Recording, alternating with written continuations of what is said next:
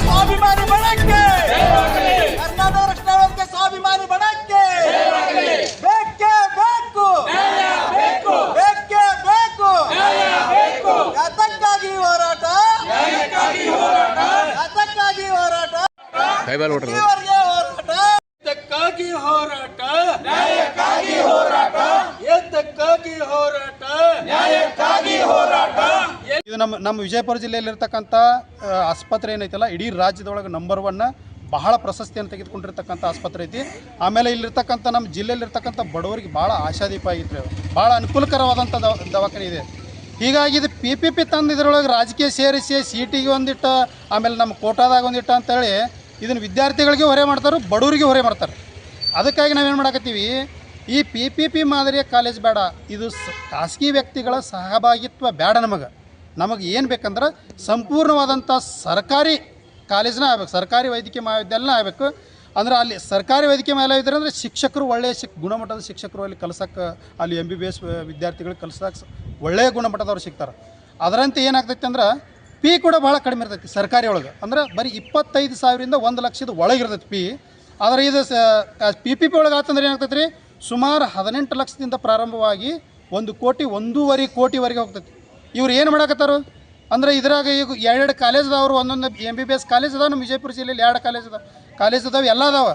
ಆದರೆ ಇನ್ನು ಇದ್ರಾಗಟ್ಟು ಬಂದು ಬಡವರಿಗೆ ಇನ್ನು ಇದ್ರಾಗಟ್ಟು ಸೇರ್ಕೊಂಡು ಇದನ್ನು ಹೊಲಸು ಮಾಡ್ಬೇಕಂತ ಮಾಡ್ಯಾರನ. ಭಾಳ ಜನಕ್ಕೆ ಅನುಕೂಲ ಆದಂಥ ದವಾಖಾನೆ ಹೊಲಸು ಮಾಡಿ ಇದು ಮಾಡೋದು ನಮಗೆ ಸರಿ ಅನ್ನಿಸ್ತಾ ಇಲ್ಲ. ಇಲ್ಲಿ ಶಾಸಕರು, ಇಲ್ಲಿ ಸಚಿವರು ಅದನ್ನು ಅವ್ರು ತಲೆಯಾಗಿ ಏನ್ರಿ ನಾವು PPP ಮಾಡಲ್ಲ ಅನ್ನುವಂಥದ್ದು, ನಾವು ಮಾಡ್ತೀವಿ ಅನ್ನುವಂಥದ್ದು ವಿಚಾರ ಇದ್ರೆ ಅದನ್ನು ಮೊದಲು ತೆಗೆದುಹಾಕ್ಬೇಕು. ಇವತ್ತಿನ ದಿನ ನಾವು ನಮ್ಮ ಸಂಘಟನೆ ಅಲ್ಲ, ಇಡೀ ವಿಜಯಪುರ ಜಿಲ್ಲೆಯ ಸಂಪೂರ್ಣ ಬಡವರು ಯಾರ ಬಡತನ ರೇಖೆಗಿಂತ ಕೆಳಗದಾರಲ್ಲ ಇದ್ರ ವಿರುದ್ಧವಾಗಿ ನಾವು ಹೋರಾಟ ಇವತ್ತು ಒಂದು ದಿನದ ಮಾತ್ರ ಅಲ್ಲ, ನಾವು ಪ್ರತಿನಿತ್ಯ ಇದಕ್ಕೆ ಹೋರಾಟ ನಾವು ಹಮ್ಕೋತೀವಿ. PPP ಮಾದರಿ ನಮಗೆ ಬೇಡವೇ ಬೇಡ. ನಮಗೆ ಸರ್ಕಾರಿ ವೈದ್ಯಕೀಯ ಮಹಾವಿದ್ಯಾಲಯ ಬೇಕು ಅನ್ನೋದು ಭಾಳ ನಮ್ಮ ಸಂಘಟನೆ ಆಗ್ರಹ ಐತಿ.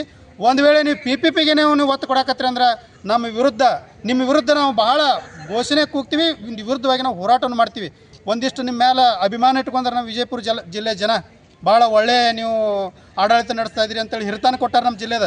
ಹೀಗಾಗಿ ಬಡವರಿಗೆ ಇದರೊಳಗೆ ನೀವು PPP ಮಾಡಲ್ ತಂದ್ರೆ ಬಡವರು ಕುತ್ತಿಗೆ ಕೊಯ್ತೀರಿ ಅಂತನ್ನುವಂಥ ವಿಚಾರ ನಮ್ಮ ಸಂಘಟನೆಯಿಂದ ಭಾಳ ಸ್ಪಷ್ಟವಾಗಿ ನಾವು ಹೇಳಕ್ಕೆ ಇಚ್ಛೆ ಪಡ್ತಾ ಇದ್ದೀವಿ. ಇವತ್ತು ಪ್ರತಿಭಟನೆ ಮಾಡತ್ತೀರಿ, ಇವತ್ತು ರಾಜ್ಯದ ಪ್ರತಿಭಟನೆ ಇದೆ, ವಿಜಯಪುರ ಜಿಲ್ಲೆಯಲ್ಲಿ ಅಷ್ಟೇ ಮಾಡತ್ತೀವಿ. ಇವತ್ತು ನಾವು ವಿಜಯಪುರ ಜಿಲ್ಲೆಯಲ್ಲಿ ಮಾತ್ರ ಮಾಡ್ತಾ ಇದ್ದೀವಿ.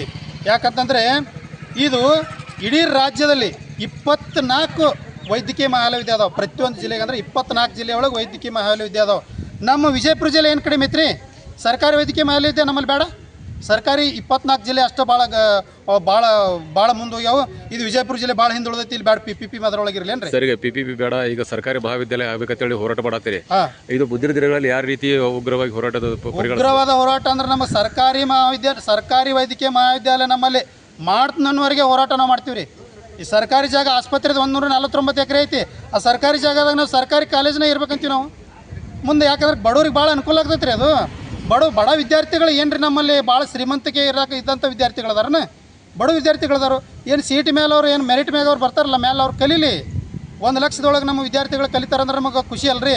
ಇನ್ನು ಮುಂದಿನ ದಿನಮಾನೊಳಗೆ ಎಲ್ಲ ವಿದ್ಯಾರ್ಥಿ ಪರಿಷತ್ ನಾವು ಬಡವರು ಬಗ್ಗರು ಎಲ್ಲ ಕೂಡಿಸಿ ಹೋರಾಟ ಮಾಡಿ ಅದನ್ನು ನಮ್ಮಲ್ಲಿ ಸರ್ಕಾರಿ ಮಹಾವಿದ್ಯಾಲಯ ವೈದ್ಯಕೀಯ ಮಹಾವಿದ್ಯಾಲಯ ಆಗೋ ತನಕ ಒಟ್ಟ ಬಿಡೋದಿಲ್ಲ. ಅವ್ರ ತಲೆಯೊಳಗೆ PPP ಅನ್ನೋದನ್ನು ಏನು ಖಾಸಗಿ ಸಹಭಾಗಿತ್ವ ಅನ್ನೋದೊಂದು ಏನಿದೆ ಇಲ್ಲ, ನಾವೊಂದು 500 ಕೊಟ್ಟು ಹಾಕೋನು, ನೀವೊಂದು 500 ಕೊಟ್ಟು ಹಾಕ್ರಿ, ನಾವು ನಡ್ಸೋನು. ಮುಂದೆ ನಾವು ಫೀ ಸಿಕ್ಕಾಪಟ್ಟೆ ತೊಗೊಂಡ್ಬಿಟ್ಟು ಕೋಟಾದಾಗ MLA ಕೋಟ, ಆ ಕೋಟ, ಈ ಕೋಟ, ಮ್ಯಾನೇಜ್ಮೆಂಟ್ ಕೋಟ ಅಂತೇಳಿ ವಿದ್ಯಾರ್ಥಿಗಳಿಗೆ ಹೊರೆ ಹಾಕಿ, ಆಮೇಲೆ ರೋಗಿಗಳಿಗೆ ಕೂಡ ಇದಾಗೈತಿ ಅಂತೇಳಿ ಅವ್ರನ್ನ ಹೊರಗೆ ಹಾಕುವಂಥ ವ್ಯವಸ್ಥೆ ಮಾಡಿ ಇದನ್ನು ಎಲ್ಲ ನಮಗೆ ದುಡ್ಡು ವಸೂಲಿ ಮಾಡುವಂಥದ್ದು ಮಾಡಬೇಡ್ರಿ.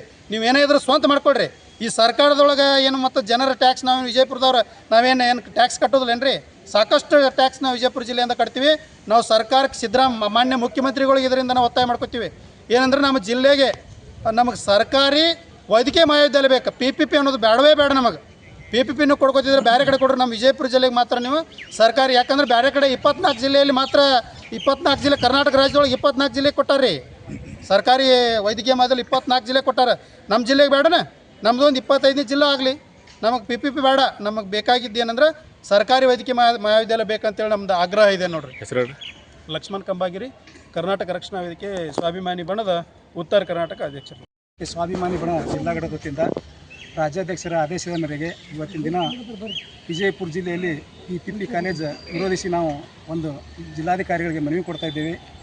ಒಂದು ವೇಳೆ ಈ PPP ಕಾಲೇಜ್ ಮಾಡಬೇಕಂತೇಳಿ ಈ ಸರ್ಕಾರದವರು ಘೋಷಣೆ ಮಾಡಿದರೆ ನಾವು ಇಡೀ ವಿಜಯಪುರ ಜಿಲ್ಲೆಯಲ್ಲಿ ಉಗ್ರವಾದ ಹೋರಾಟ ಮಾಡ್ತೇವೆ ಅಂತ ಹೇಳ್ತಾ ಇದ್ದೀನಿ. ನಾನು ಲಿಂಗರಾಜ್ ಬಿದರಕುಂದಿ, ವಿಜಯಪುರ ಜಿಲ್ಲಾ ಅಧ್ಯಕ್ಷ.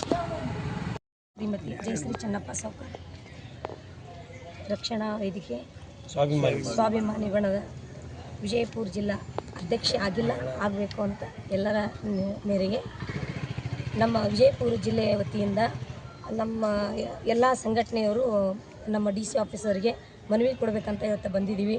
ನಮ್ಮ ಎಲ್ಲರ ಅಪೇಕ್ಷೆಯ ಪ್ರಕಾರ ಬಡ ವಿದ್ಯಾರ್ಥಿಗಳಿಗೆ ಅನುಕೂಲ ಆಗುವಂತೆ ನಮ್ಮ ವಿಜಯಪುರ ಜಿಲ್ಲೆ ಶಾಸಕರಾಗಿರ್ಬೋದು, ನಮ್ಮ DC ಆಫೀಸಲ್ಲಿ DC ಆಫೀಸರ್ ಆಗಿರ್ಬೋದು, ಯಾರೇ ಕೆಲವೊಬ್ಬರು ವ್ಯಕ್ತಿಗಳು ರಾಜಕಾರಣಿಯಲ್ಲಿ ಆಗಿರ್ಬೋದು, ಇವತ್ತು ಆಫೀಸರ್ ಆಗಿರ್ಬೋದು, ಎಲ್ಲರೂ ಕೂಡಿ ಇದಕ್ಕೆ ಕೈಗೊಂಡು ಮಕ್ಕಳಿಗೆ ಒಳ್ಳೆಯ ಭವಿಷ್ಯಕ್ಕೆ ಒಂದು ದಾರಿ ಮಾಡಿಕೊಡ್ತೀರಿ ಅಂತ ನಮ್ಮ ಸಂಘಟನೆ ವತಿಯಿಂದ ನಾವು ಇವತ್ತು ನಿಮ್ಮಲ್ಲಿ ಕಳಕಳಿಯ ವಿನಂತಿ ಕೂಡ ಮಾಡ್ಕೋತಾ ಇದ್ದೀವಿ, ಮನವಿ ಕೂಡ ಸಲ್ಲಿಸ್ತಾ ಇದ್ದೀನಿ.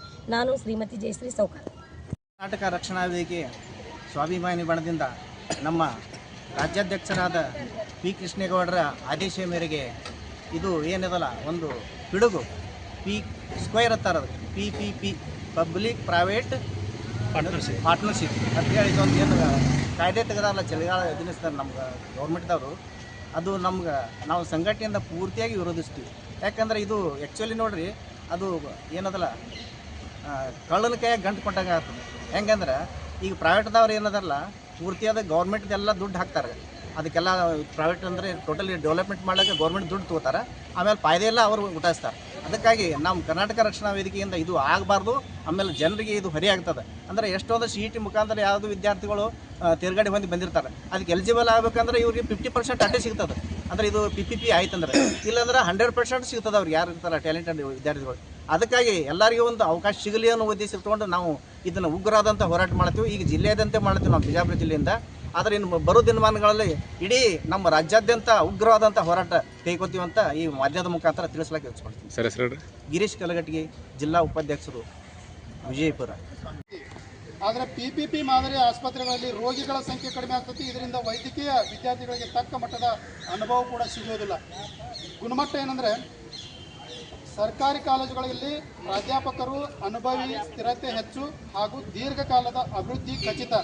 ಆದರೆ PPP ಕಾಲೇಜುಗಳಲ್ಲಿ ಪ್ರಾರಂಭಿಕ ವರ್ಷಗಳಲ್ಲಿ ಶಿಕ್ಷಕರ ಕೊರತೆ ಹಾಗೂ ನಿರ್ವಹಣಾ ಅಸ್ಥಿರತೆ ಕಾಣಬಹುದು.